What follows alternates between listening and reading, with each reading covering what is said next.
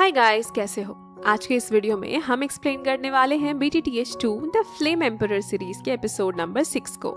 इस एपिसोड में जियाओयान की फाइनली एंट्री होने वाली है दाऊदी कॉन्टिनेंट में, जहां पर जाने के बाद आखिर उसको क्या क्या सरप्राइजेस मिलने वाले हैं उसे जानने के लिए आप लोगों को इस एपिसोड को पूरा देखना पड़ेगा। तो चलो शुरू करते हैं इस एपिसोड की एक्सप्लेनेशन को। खैर, बातें बहुत हो गई, चलो कर लेते हैं एक छोटा सा रिकैप लास्ट एपिसोड का। पर मुझे लगता है अगर हम लास्ट एपिसोड का रिकैप करते हैं तो इसमें ही 5 से 6 मिनट निकल जाएंगे। शॉर्ट में आप सभी बस इतना जान लो कि लास्ट एपिसोड में जियाओयान को इस दूसरी दुनिया के cultivation level, technique, soul cultivation level, alchemist, monsters, holy flame और भी काफी सारी चीजों के बारे में जानने को मिला था। इसके पूरे डिटेल्स को जानने के लिए आप लोग हमारे लास्ट एपिसोड को चेक कर सकते हो। और फिर इतनी सारी इन्फॉर्मेशन के बारे में जानने के बाद जियाओयान का सर ही चकराने लगा था, लेकिन फिर भी वह कैसे न करके इस इन्फॉर्मेशन को पचाता है। अब आगे एपिसोड 6 की शुरुआत होती है और हमें दाऊदी कॉन्टिनेंट के आसमान का सीन दिखाया जाता है, जहां नीचे मैजिकल बीस्ट के रोर की आवाजें आ रही थी। तभी हमें आसमान के एक जगह को दिखाया जाता है जहां स्पेस में कुछ फ्लक्चुएशंस दिखाई देती है। तभी आसमान को चीर के उसके अंदर से एक यंग मैन बाहर आता है।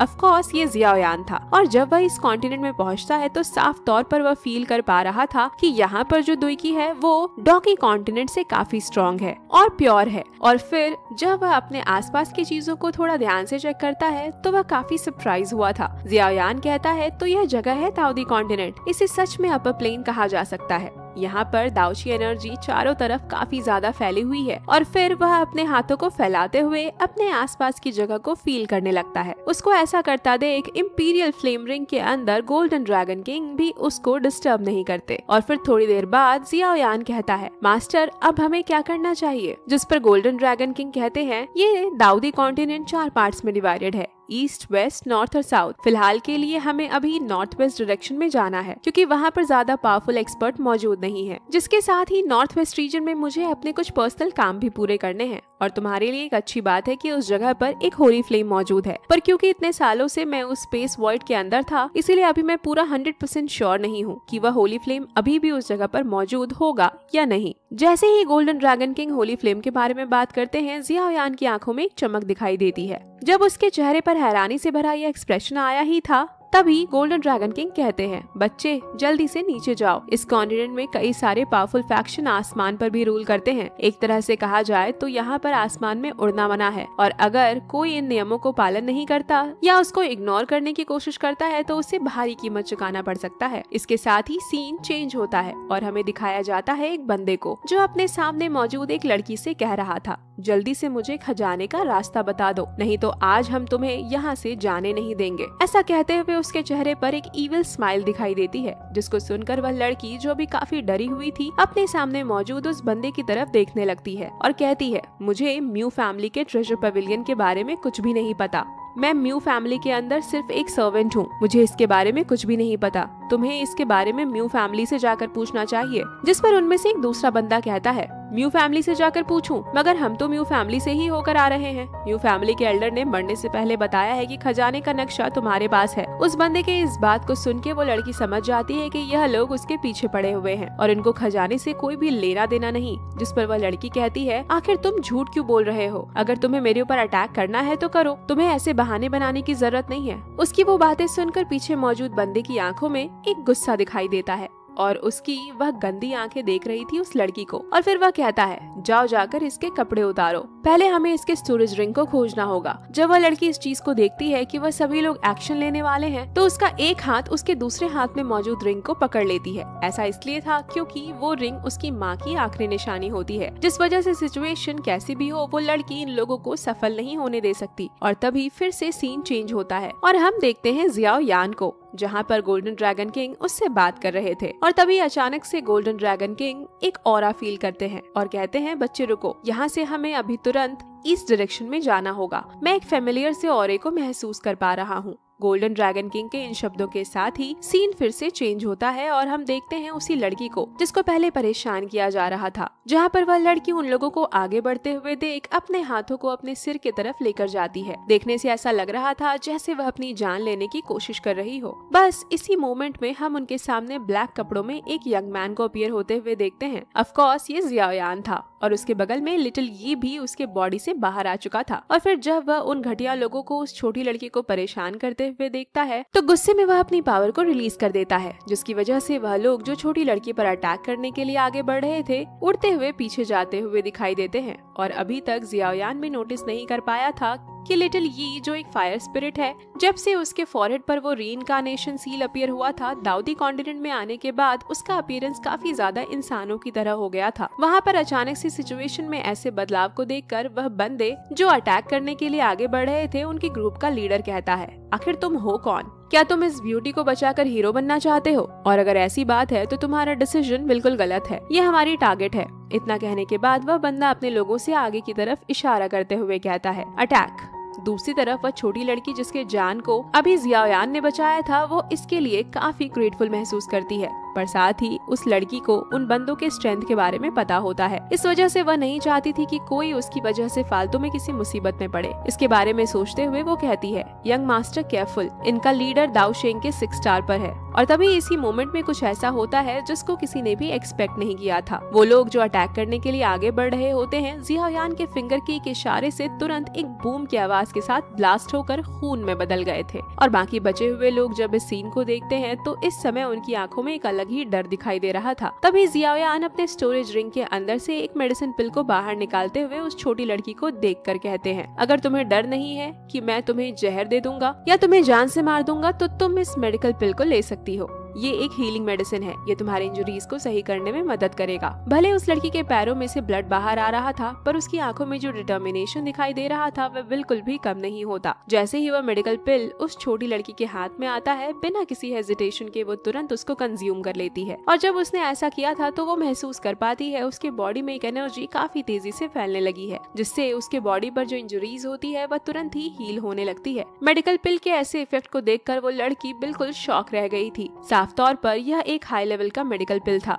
इसके बाद हमें दिखाया जाता है उन लोगों के ग्रुप के लीडर को, जहां उसके चेहरे पर डर के साथ साथ एक कंफ्यूजन भी देखा जा सकता था। काफी मेहनत करने के बाद फाइनली वो ग्रुप लीडर इस लेवल तक पहुंच पाया था, पर जिस मोमेंट में जियाओयान उसके सामने आया था वह बंदा महसूस करता है जैसे कि उसके बॉडी के अंदर दुई की जम सी गई हो। खासकर जब उनकी नजरें जाती हैं लिटिल यी के ऊपर तो उनकी हालत खराब हो गई थी। तभी जियाओयान कहता है, आखिर तुम इसका पीछा क्यों कर रहे हो? जिस पर वह ग्रुप लीडर अपने चेहरे पर डर के एक्सप्रेशन के साथ जियाओयान को देखने लगता है। जियाओयान की खतरनाक पावर के सामने उस ग्रुप लीडर के झूठ बोलने की हिम्मत नहीं होती। वह डरते हुए कहता है, यंग मास्टर प्लीज हमें जाने दो। हम कुछ समय पहले जब म्यू फैमिली से मनी कलेक्ट करने गए थे तो हमने देखा चारों तरफ सिर्फ और सिर्फ खून ही फैला हुआ था। यहाँ तक म्यू फैमिली के सर्वेंट्स को भी जान से मार दिया गया था।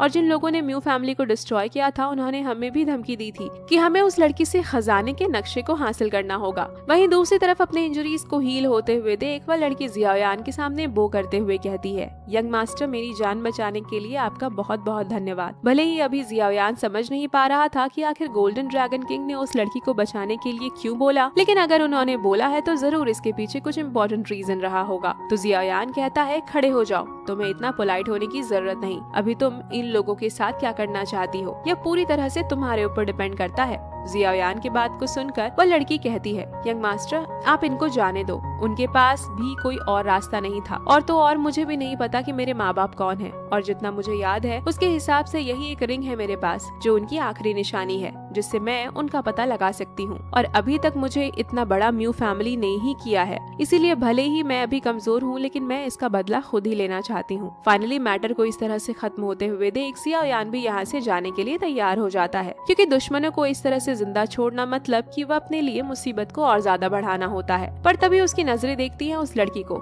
जहाँ उसके चेहरे पर एक एम्बैरेस एक्सप्रेशन होता है। देखने से ऐसा लग रहा था जैसे कि वो कुछ कहना चाहती है, जिसको समझते हुए जियाओयान कहता है, अगर तुम्हारे मन में कोई सवाल है तो तुम पूछ सकती हो। थोड़ी सी हेजिटेशन के बाद वह लड़की जियाओयान की तरफ देखने लगती है, क्योंकि अभी के लिए जियाओयान ही उसका आखिरी उम्मीद था। फिर वह कहती है, यंग मास्टर मैं जानती हूँ आप एक अच्छे इंसान हो, और क्योंकि अभी म्यू फैमिली पूरी तरह से डिस्ट्रॉय हो चुकी है तो मेरे पास अब कोई घर नहीं है। सो मेरी आपसे एक रिक्वेस्ट है, क्या मैं आपके साथ चल सकती हूँ? मैं आपकी हर तरह से मदद करने की कोशिश करूंगी, और वैसे भी मुझे अभी इस मामले के बारे में भी पता लगाना है। जियाओयान जब उस लड़की की इन बातों को सुनता है तो एक तरीके से वह उस लड़की के अंदर खुद को देख पा रहा था। आखिरकार एक समय पर उसकी भी हालत कुछ ऐसी ही थी। उसके कमजोर होने के कारण उसको इतना ज्यादा बुली किया गया है, और अगर वह चाहती है कि वह अपने पेरेंट्स का पता लगाए तो उसको इसके लिए स्ट्रांग बनना होगा। इन सभी चीजों के बारे में सोचते हुए जियायान उस लड़की के लिए थोड़ा सा सैड फील करता है। अभी उसके ऊपर भी काफी ज्यादा रिस्पॉन्सिबिलिटी है। जियायान को अभी काफी सारी चीजों का पता लगाना है और खुद को भी स्ट्रॉन्ग बनाना है। वह मन ही मन कहता है, क्या इसको अपने साथ ले जाना मेरे लिए कोई प्रॉब्लम तो नहीं क्रिएट करेगा।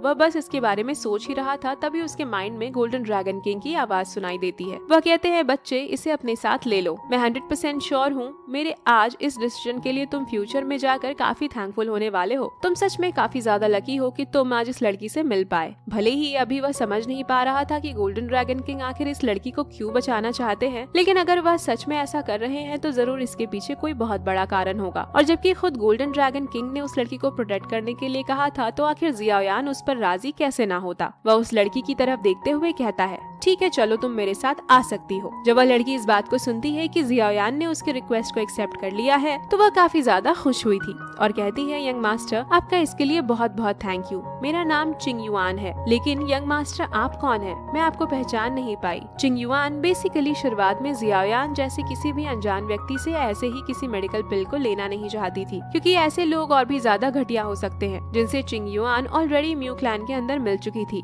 पर जब जियायान ने मेडिकल पिल को उसे दिया, तो उसकी आंखों में चिंग युआन को अलग ही एक काइंडनेस सी दिखाई देती है, जिस वजह से वह खुद को उस मेडिकल पिल को लेने से रोक नहीं पाई थी। इसके साथ ही वह महसूस कर रही थी कि जैसे कोई चीज उसको इस इंसान को फॉलो करने के लिए बोल रही हो। और क्योंकि जियायान ने ऑलरेडी उस लड़की को गोल्डन ड्रैगन किंग के कहने पर बचा लिया था, तो वह खुद को इंट्रोड्यूस करते हुए कहता है, मेरा नाम जियायान है और तुम्हें मुझे यंग मास्टर बोलने की जरूरत नहीं है। जब वह खुद को इस तरह से इंट्रोड्यूस करता है, तो चिंग युआन के गाल लाल हो गए थे और वह कहती है, आखिर मैं ऐसा कैसे कर सकती हूँ? आपने मेरी जान बचाई है, आप मेरे बेनिफैक्टर हो और इस बात को कभी नहीं भूल सकती। आखिरकार बोलने का भी एक तरीका होता है। अगर आपको कोई प्रॉब्लम ना हो तो मैं क्या आपको फ्यूचर में ब्रदर जियायान बोल सकती हूँ? जियायान कहता है, ठीक है, जैसे तुम्हारी मर्जी। जियायान जानता था कि वह इतना भी ज्यादा अच्छा इंसान नहीं है। अगर गोल्डन ड्रैगन किंग ने उसकी मदद करने के लिए ना बोला होता, जियायान ऑफ कोर्स इस समय कहीं और ही होता और इस लड़की की भी अभी तक जान जा चुकी होती। पर क्योंकि अब जियायान ने चिंग युआन की मदद करने के लिए डिसाइड कर लिया है, इसलिए वह फिर से उसको बेघर होने की फीलिंग को महसूस नहीं करने दे सकता। चिंग युआन जब देखती है कि जियायान कितने अच्छे से उसके साथ काइंडली बिहेव कर रहा है, तो उसका दिल खुशी से भर जाता है।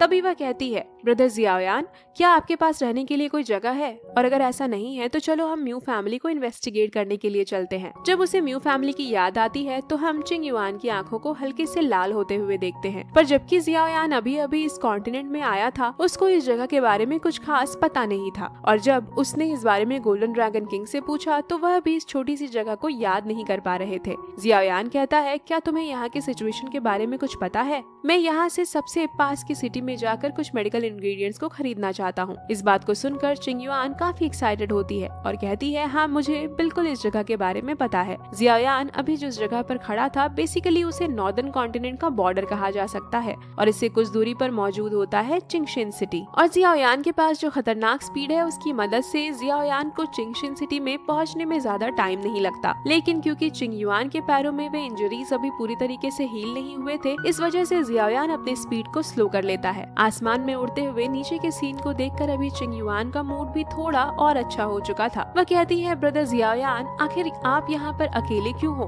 क्या आप इतने पावरफुल हो कि अकेले ही ट्रैवल कर रहे हो? जियायान कहता है, हाँ तुम सही हो, लेकिन क्या तुम्हें कॉन्टिनेंट की इस जगह के पावरफुल फोर्सेस के बारे में पता है? जियायान ऐसा इसलिए पूछ रहा था क्योंकि अभी वह इस जगह से अनजान है, इसीलिए उसके लिए अच्छा यही होगा कि वह पहले ही इस जगह के पावरफुल फोर्सेस के बारे में जान ले। नहीं तो अगर गलती से उसने यहाँ पर किसी पावरफुल फैक्शन से पंगा ले लिया तो उसके लिए भारी पड़ सकता है। और क्योंकि गोल्डन ड्रैगन किंग भी इस जगह के बारे में याद नहीं कर पा रहे थे, इस वजह से जियायान की और हालत खराब हो जाती है और अभी के लिए उसकी सारी उम्मीदें चिंग युआन पर थी। पर क्या सच में जियायान को उसके सवालों का जवाब मिलने वाला है या फिर उसकी आखिरी उम्मीद भी टूटने वाली है? इसके बारे में हम जान रहे होंगे नेक्स्ट एपिसोड में, जिसके साथ हम लोग जान रहे होंगे और भी ज्यादा काफी सारे इंटरेस्टिंग चीजों के बारे में। सो अगर आप उनको मिस नहीं करना चाहते तो जरूर से चैनल को सब्सक्राइब कर सकते हो। तो अभी के लिए इतना ही, मिलते हैं नेक्स्ट वीडियो के साथ, तब तक के लिए बाय बाय।